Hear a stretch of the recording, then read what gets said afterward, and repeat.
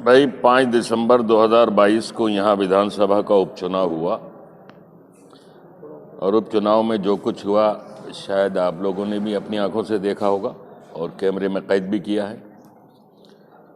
जिस तरह से सोशल मीडिया में वीडियो वायरल हो रही हैं, लोगों के साथ जो सलूक हुआ, उनके हाथ पैर तोड़े गए, कितने लोग अस्पतालों में हैं, कितने लोग ज़िंदगी भर के लिए अपाहज हो चुके हैं। मुस्लिम औरतों के साथ जो बदसलूकी की गई और पूरे शहर में जिस तरह मुसलमानों के वोटों पर डाका डाला गया, पर्चियाँ फाड़कर बूथों के अंदर जाने से रोका गया, मतदाताओं के पोलिंग स्टेशन तक पहुंचने के तमाम रास्तों पर बैरिकेडिंग लगा दी गई, पुलिस पिकेट खड़ी कर दी गई।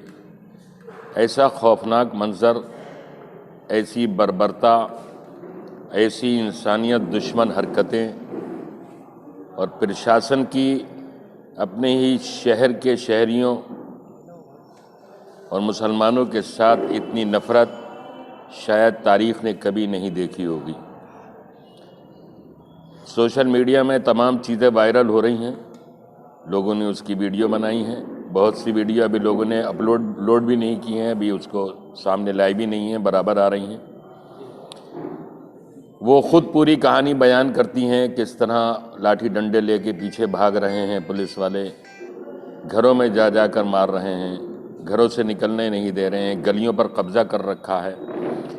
यही नतीजा है कि नगर के अंदर जहां 2,15,000 मतदाता हैं, 251 बूथों के अंदर पुराने शहर में, और उसमें 80-82% से भी ज़्यादा मुस्लिम आबादी है, वहाँ मात्र 50,000 वोट पड़े हैं, जो 22% उनको वोट डाला है।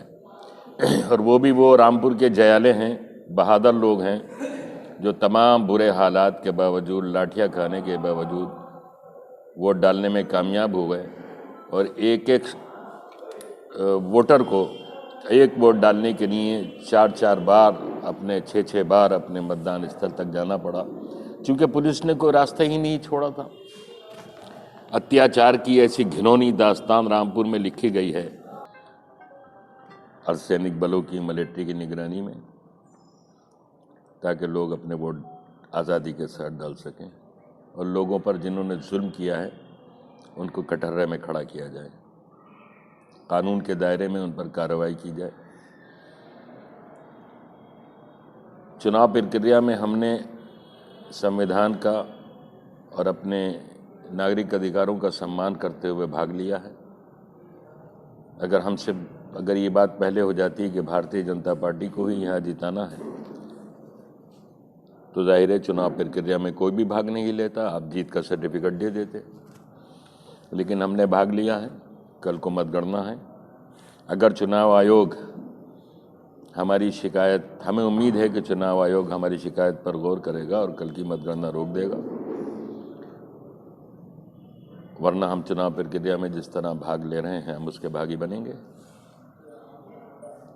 लेकिन रामपुर का इतिहास ये बताता है कि ये सीट कभी भारतीय जनता पार्टी जीत ही नहीं सकती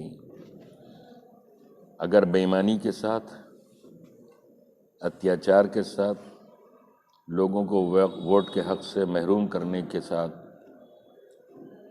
लोगों को घरों में कैद करके इलेक्शन कराने की नीयत करके 10-12% है। दूसरी तरफ पोलिंग 50, 60, 70 और 80% है। खुली हुई बूथ कैप्चरिंग है। ज़िला पंचायत के मतदान केंद्र पर शाम को 7 बजे हमने खुद भी बूथ कैप्चरिंग पकड़ी है। एडीएम शाक्य जी वहाँ मौजूद थे, मौके पर पकड़ी है। और वोटर लाइन में खड़े हुए एक शख्स से हमने पूछा कहाँ के रहते हो, तो बताया ज्वाला नगर के, ज्वाला नगर में रहते हैं। और वो मतदान ज्वाला नगर का नहीं था, वो मतदान आवास विकास कॉलोनी, वीआईपी कॉलोनी का था।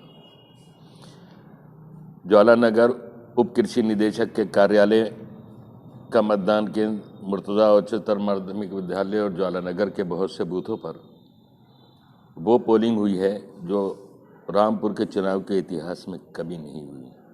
ज़िला परिषद के मतदान केंद्रों पर मुर्तज़ा स्कूल में